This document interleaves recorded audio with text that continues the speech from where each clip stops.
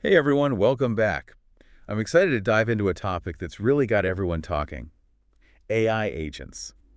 Yeah, it feels like every day there's something new happening in this field. Absolutely. And we're going beyond just those basic chatbots everyone's familiar with. Right, we're talking about a whole different level of AI. Exactly.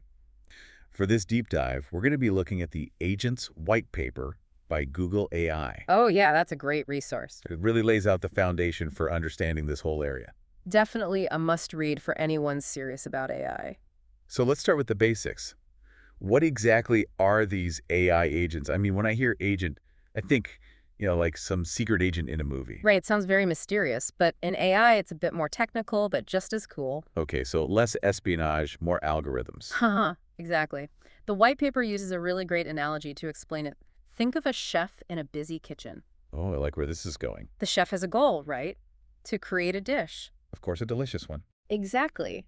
And to do that, they have to plan, execute, and adjust based on what's happening around them. Okay, I see the connection. So are you saying an AI agent is like a digital chef working behind the scenes in our applications? That's a great way to put it. An AI agent has those same core components.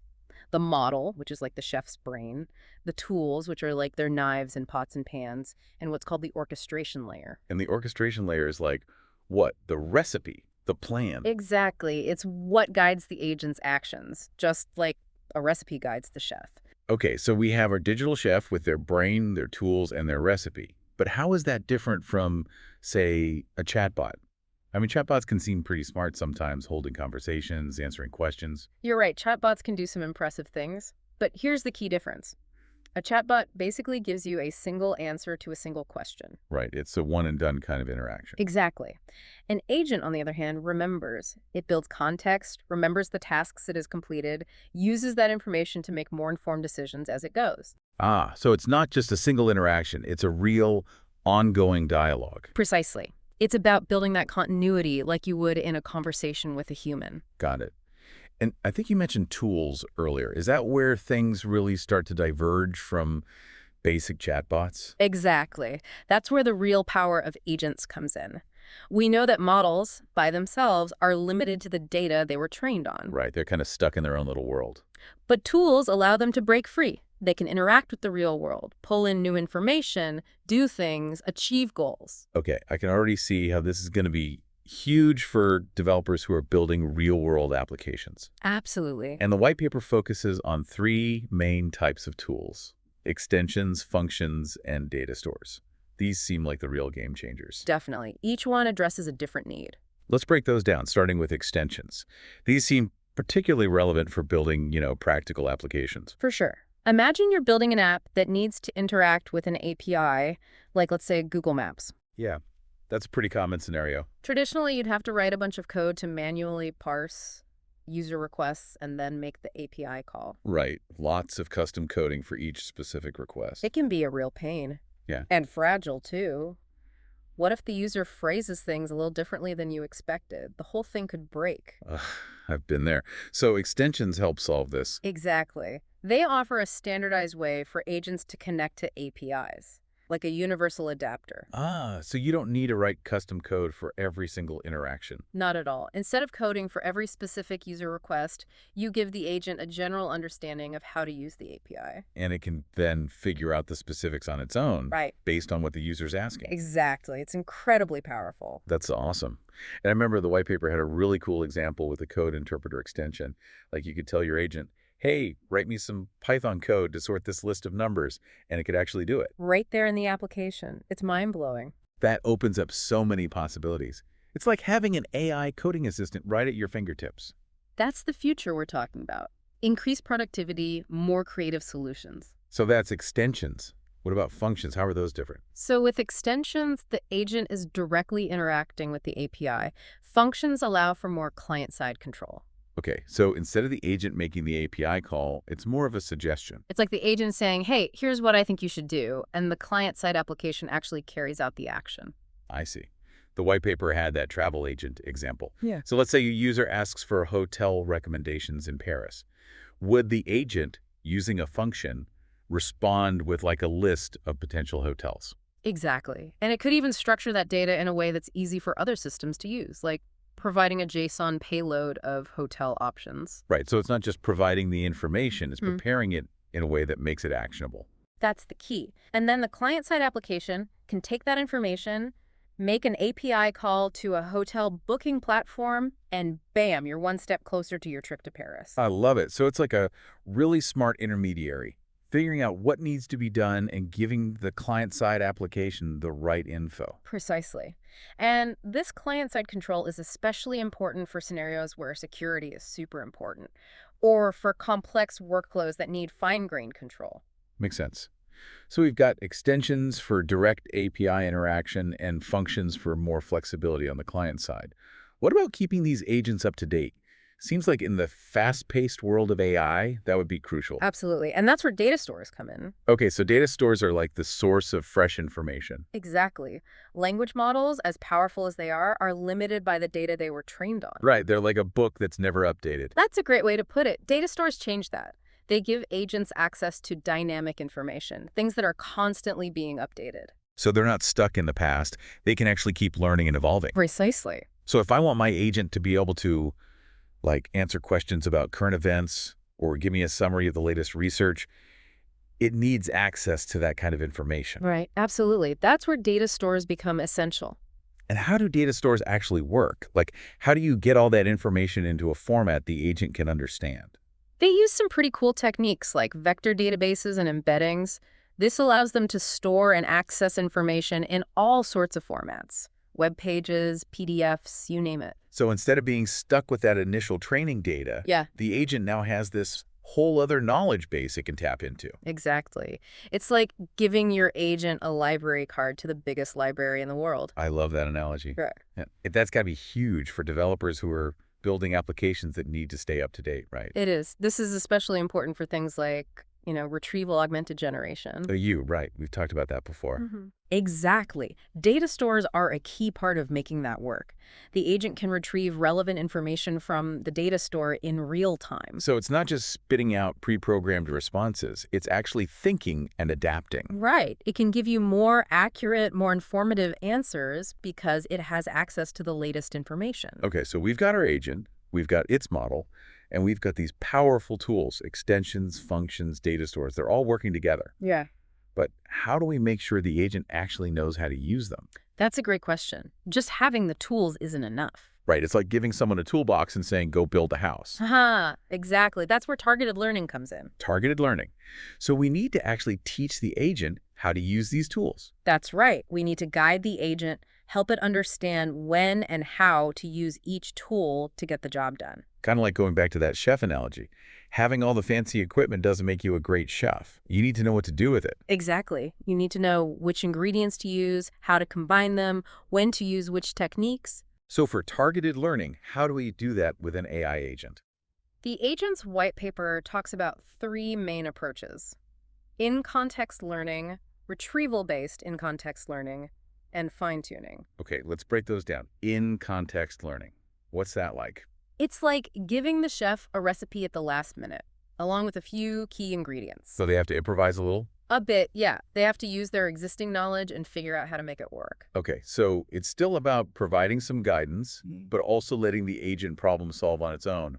What about retrieval-based in-context learning? That's a bit more structured. It's like giving the chef access to a really well-organized pantry. They can find the right ingredients and the right recipes for the task at hand. So in this case, the agent would be able to draw on information from the data store. Exactly. It can use that information to make better decisions about which tools to use. And finally, we have fine-tuning.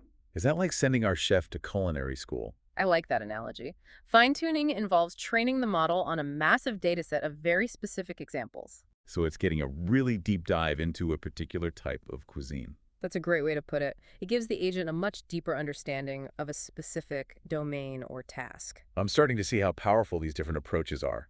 And Yeah. it gives developers a lot of control over how the agent learns. Exactly. You can really tailor it to the needs of your specific application. This is all pretty exciting stuff, but I imagine actually building these real-world applications can be quite daunting. It can be, but luckily there are some amazing resources out there to help developers get started. Yeah, the white paper even has some code examples, right? It does, using popular open source libraries like LangChain and LangGraph. I remember seeing that. They even had an example of a simple agent that uses the SERP API for Google Search and the Google Places API. Right, to answer a multi-stage query about a recent football game. Yeah, that was a cool one. Seemed like a really practical example that anyone could start experimenting with. Definitely a great starting point. And for those looking for, a more robust solution, Google's Vertex AI platform is fantastic. Vertex AI. Is that like a one-stop shop for building and deploying agents? Pretty much, yeah. It's a managed environment, so you don't have to worry about all the infrastructure. You can just focus on building your agent. And it's all integrated. Like you can manage your data stores, define your tools all in one place. Exactly. And you can even define your agent's goals, tasks, and provide examples, all using natural language. Wow, that sounds incredibly user-friendly. Like it almost takes the complexity out of building an agent. The goal is to make it as easy as possible for developers to focus on what matters, building intelligent applications. But even with all these amazing tools, I imagine building effective agents is still an iterative process. It is, absolutely. You need to experiment, see how your agent performs, and then refine its behavior over time. It's not just a set it and forget it kind of thing. Not at all. It's a journey. You're Yeah. constantly learning and improving both the agent and the developer. And that's what makes it so exciting. I can see the potential for AI agents to really revolutionize so many aspects of our lives. The possibilities are endless, from how we work and learn to how we interact with the world around us. And the tools we've talked about today are giving developers the power to actually make those possibilities a reality. It's really an amazing time to be working in AI. This has been an awesome deep dive. We've covered so much, from the basics to some really mind-blowing applications. It feels like we've only scratched the surface, though. It really does. So for all those developers out there who are listening, what are some of the most exciting ways you see agents being used in real-world applications? Oh, I think the possibilities are almost limitless. I mean, imagine customer service agents that can really handle those complex issues. Right, not just those basic chatbots that get you stuck in a loop. Exactly. Or AI-powered personal assistants. That could actually learn your preferences and help you manage your day. Right. Or even AI scientists. Whoa, that's next level. That could actually accelerate research and development. This is getting pretty mind-blowing. But I guess that's the point, right? It is. And the agent's white paper is a fantastic starting point for anyone who wants to dig deeper into all this. It really lays out the groundwork. It does. A roadmap for building some really sophisticated agents. It feels like we're at a real turning point in AI, right? We're moving beyond the idea of AI as just a tool and starting to see it as more of a partner. I think that's a great way to put it. Something that can collaborate with us, help us solve problems, open up new possibilities. Absolutely. And that makes it even more important to think about the ethical implications. That's a great point. As developers, we need to be mindful of potential biases. Right. And make sure these agents are being used for good. It's a lot of responsibility. It is. But it's also incredibly exciting. We're shaping the future here. I know this is a big question, but looking ahead, what are you personally most excited about when it comes to the future of AI agents? What really gets me excited is the potential for these agents to augment our own abilities. Make us smarter, more efficient, more creative. Exactly. I think AI agents have the power to help us make better decisions, be more productive, and ultimately live more fulfilling lives. I love that. That's a really inspiring vision.